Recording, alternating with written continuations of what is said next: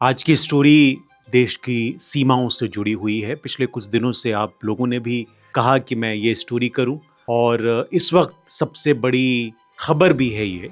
जब हम आज़ादी का राष्ट्रीय पर्व मना रहे हैं तब मुझे लगा कि ये स्टोरी आप तक पहुंचनी चाहिए। हमारे देश की संप्रभुता से जुड़ी हुई है। ये जगह है ताकसिंग, अरुणाचल प्रदेश के अपर सुबनसिरी जिले का आखिरी गांव है ये। यहाँ से आगे अगर आप बढ़ेंगे तो बर्फ है, चट्टाने हैं और एक पॉइंट है जिसका नाम है शेरा 5। जुलाई 26 में एक फैक्ट फाइंडिंग टीम इस गांव में पहुंची। उन्होंने गांव वालों से बात की, सेना के जवानों से बात की और जो रिपोर्ट बाहर आई उसमें एक लाइन उन्होंने लिखी। लाइन क्या थी? लाइन थी भारतीय सेना 2023 के बाद यहाँ वापस नहीं आई। एक सवाल, अगर ये सच है तो देश को कब बताया गया और क्या ये पहली बार है?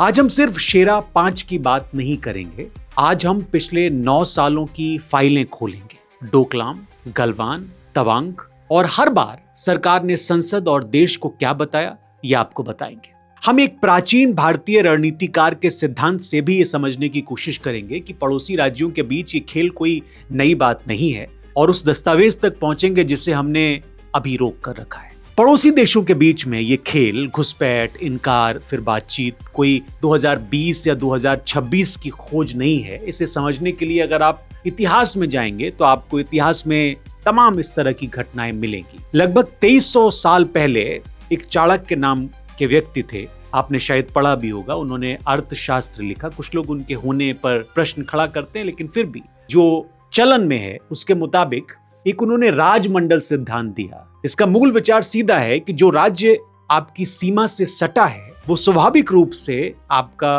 प्रतिस्पर्धी है, क्योंकि सीमा पर जमीन, संसाधन और प्रभाव को लेकर टकराव लगभग तय होता है। इसलिए पड़ोसी की सीमा नीति को सिर्फ एक घटना की तरह नहीं बल्कि एक सतत दीर्घकालीन रणनीति की तरह पढ़ना जरूरी है। ये कोई चीन विरोधी सिद्धांत उस वक्त नहीं था। ये सिर्फ ये याद दिलाता है कि सीमा पर हर घटना को अलग थलग करके नहीं, एक बड़े पैटर्न में रखकर देखना चाहिए। और यही वो लेंस है जिससे आज हम शेरा 5 की घटना को देखेंगे, जो 12 अगस्त से लगातार चर्चाओं में है। भारत के पूर्व विदेश सचिव और पूर्व राष्ट्रीय सुरक्षा सलाहकार शिव शंकर मेनन, जो खुद भारत चीन सीमा वार्ता में भारत के स्पेशल रिप्रेजेंटेटिव रह चुके हैं, उन्होंने एक किताब लिखी, नाम है choice inside the making of India's foreign policy. उसमें वो सीमा प्रबंधन की जो जटिलता है उस पर बड़े विस्तार से बात करते हैं। उनकी किताब का एक पूरा अध्याय है 1993 के Bharat Cheen border peace and tranquility agreement पर सेंट्रलाइज, यानी वो समझौता जिसने सीमा को शांत रखने की कोशिश तो की पर उसे तय कभी नहीं किया। मेनन अपनी किताब में इस बात को भी बताते हैं कि भारत चीन सीमा प्रबंधन दशकों से इसी अस्पष्टता यानी एम्बिग्यूटी के सहारे चलाया गया, न कि किसी अंतिम नक्शे पर खींची गई रेखा के सहारे। और यही वजह है कि हर कुछ सालों में एक नया पॉइंट, एक नया गांव, एक नया नाम बदलता रहता है, क्योंकि सीमा खुद कभी पूरी तरह से तय हुई नहीं। मेन स्ट्रीम कवरेज में हर बार ये सिर्फ एक राजनीतिक आरोप प्रत्यारोप की स्टोरी बनकर रह जाती है। कांग्रेस बनाम बीजेपी और पक्ष बनाम विपक्ष, किसकी गलती है ये एक बात है, लेकिन ये पूरा सिस्टम और सरकार कैसे अपनी अकाउंटेबिलिटी से बचती है ये समझना जरूरी है। सोच रहे हैं अगर आप कि ये सिर्फ एक अकेले पेट्रोलिंग पॉइंट की कहानी है शेरा 5 की, तो आप एक बार और गहराई से सोचिए इस पैटर्न को देखने के बाद। पिछले 9 सालों में 3 बड़े बॉर्डर संकट आए। हर एक में एक जैसी स्क्रिप्ट दोहराएगी। पहले खामोशी, फिर सरकार का सब नियंत्रण में है बयान, फिर विपक्ष का सवाल, फिर गलत व्याख्या की सफाई। तीनों को बारी बारी से देखते हैं। पहली केस स्टडी डोकलाम 2017, आपको याद होगा। 16 जून 2017 को चीनी सैनिक निर्माण उपकरणों के साथ डोकलाम पठार में सड़क बनाना शुरू करते हैं। एक ऐसा इलाका जिस पर चीन और भारत के करीबी साझेदार भूटान दोनों दावा कर। 18 जून को करीब 270 भारतीय सैनिक 2 बुलडोजरों के साथ सिक्किम बॉर्डर पार करके डोकलाम में दाखिल होते और निर्माण को रोक देते हैं। स्टैंड ऑफ चलता है 73 दिन तक। 28 अगस्त को दोनों पक्ष पीछे हटने को ऐलान कर देते हैं और भारत में इसे कूटनीतिक जीत बताया जाता है। लेकिन यही कहानी खत्म नहीं होती। रणनीतिक विश्लेषकों की बाद की रिपोर्ट बताती है कि डोकलाम के बाद के सालों में चीन ने इलाके में सड़क, आवासीय ढांचे और सैन्य लॉजिस्टिक्स को लगातार बढ़ाया।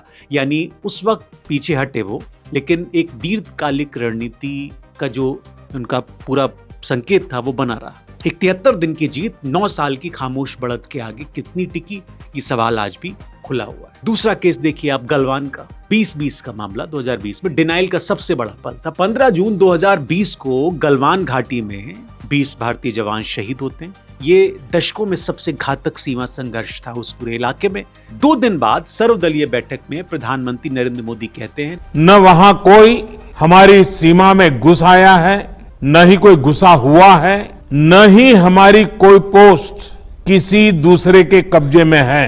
काफी वायरल बयान है ये उनका। ये बयान तुरंत सवालों के घेरे में आता है। अगर कोई सीमा में घुसा ही नहीं तो 20 जवान किस जमीन पर शहीद हुए? विपक्ष पूछता है कि पीएमओ अगले दिन सफाई जारी करे, और वो कहता है कि बयान की शरारतपूर्ण व्याख्या की जा रही है। लेकिन बात सिर्फ इतनी ही नहीं थी, बात इससे आगे थी कि पीएमओ का ये बयान आज भी ये कहा जाता है कि प्रधानमंत्री के झूठ से जुड़ा हुआ है। पीएमओ की सफाई प्रधानमंत्री के झूठ को छिपाने की कोशिश थी, और यह बयान स्पष्ट करता है कि आशय यह था कि झड़प के बाद भारत की कोई जमीन या पोस्ट चीन के कब्जे में नहीं गई। तो यहां भी वही पैटर्न दिखता है। पहले चिंताजनक फील्ड रिपोर्ट, फिर एक आश्वस्त करने वाला आधिकारिक बयान, और उसके बाद उस बयान पर सवाल, फिर व्याख्या की सफाई। अब तीसरा केस, यांगत्से तवांग सेक्टर 2022 का मामला। 9 दिसंबर 2022 को अरुणाचल प्रदेश के तवांग सेक्टर के यांगत्से इलाके में चीनी और भारतीय सैनिकों के बीच फिर झड़प होती है। दोनों तरफ के दर्जनों सैनिक जख्मी होते हैं। खबर भी आती है 13 दिसंबर को डिफेंस मिनिस्टर राजनाथ सिंह संसद में ये बयान देते हैं कि हमारे किसी भी सैनिक की न तो मृत्यु हुई है और न ही कोई गंभीर रूप से घायल हुआ है। ये बयान तथ्यात्मक रूप से आश्वस्त करने वाला है, कोई भारतीय जवान नहीं मरा। लेकिन गौर करने वाली बात यह है कि रक्षा मंत्री खुद स्वीकार करते हैं कि चीनी सैनिकों ने एलएसी पार करने और यथास्थिति एक तरफा बदलने की कोशिश की। 9 दिसंबर 2022 को पीएलए ट्रुप्स ने तवांग सेक्टर के यांगत्से एरिया में लाइन ऑफ एक्चुअल कंट्रोल पर अतिक्रमण कर स्टेटस को एक तरफा बदलने का प्रयास किया। यानी ये झड़प किसी शांत नियंत्रित सीमा पर अचानक हुई घटना नहीं थी, बल्कि एक सुनियोजित कोशिश का नतीजा थी जिसे मौके पर रोका गया। विपक्ष संसद में इसके बाद हंगामा करता है। सरकार पर पूरी जानकारी न देने का आरोप लगाया जाता है। सरकार सैनिकों के मनोबल का हवाला देकर आगे की चर्चा सीमित रखती है। तीनों केस अलग जगह, अलग साल, अलग हालात में हुए, लेकिन तीनों में एक जैसा ढांचा दिखता है। पहले जमीन पर एक चुनौतीपूर्ण घटना, फिर एक तेज आश्वस्त करने वाला आधिकारिक बयान, फिर उस बयान और जमीनी हकीकत के बीच का गैप उजागर होना। अब वो सीक्रेट डॉक्यूमेंट, शेरा 5 की फाइल, जिसे हमने शुरुआत में आपको बताने का वादा किया था। पीपुल्स पार्टी ऑफ अरुणाचल, जिसको शॉर्ट में पीपीए कहते हैं, उसके 4 सदस्यों की टीम, जिसकी अगुवाई पूर्व मंत्री कैफा बेंगिया ने की, 10 जुलाई 26 को ताकसिंग, माजा और गोलेमो गांव में पहुंचे। उन्होंने वहां रहने वाले लोगों और वरिष्ठ रक्षा अधिकारियों और सेना के जवानों से सीधी बातचीत की। कमेटी ने दावा किया कि शेरा 5 पॉइंट 2023 के टकराव के बाद से पूरी तरह खाली पड़ा हुआ है, और पीएलए ने वहां से बचे हुए भारतीय मार्कर भी हटा दिए। कमेटी ये भी बताती है कि नंगा पहाड़ जैसी जगह, जहां नाह और मारा समुदाय पीढ़ियों से याक चराते और शिकार करते आए हैं, अब प्रतिबंधित जोन घोषित हो चुकी है, जिससे पीएलए को आगे बढ़ने की और ज्यादा छूट मिल गई। 12 अगस्त को आरके सिंह, जो खुद रक्षा मंत्रालय में करीब 8 साल और गृह मंत्रालय में 7 साल रहे, उन्होंने एक वीडियो पोस्ट किया। I want to know, and the nation wants to know, as to how many other patrolling points has the government given up since 2014? Is this the only patrolling point which the government has given up and the Chinese have occupied? Or are there other patrolling points which were given up by this government? Patrolling points which were being patrolled, where our patrols used to go before 2014? The government needs to answer this, because this concerns the whole country. And this also gives a message about how pusillanimous, I will call it, this government is. That it can't stand up for even its claims, even the claim of the country. Let the government come clean on this issue. And let the government come clean on how many patrolling points they have abandoned since 2014. This is a question which the nation is asking. And the defense minister needs to answer, the prime minister needs to answer. Because giving up a claim on any point is not possible without the approval of the prime minister. So we want to know, and this country wants to know. Thank you. इसी हफ्ते विदेश मंत्री S Jaishankar और defence ministry के मुखिया राजनाथ सिंह ने संसद भवन में मुलाकात भी की, जो ये दिखाता है कि ये मुद्दा सरकार के भीतर भी गंभीरता से लिया जा रहा है, भले ही सार्वजनिक बयान कुछ और कह रहे हो।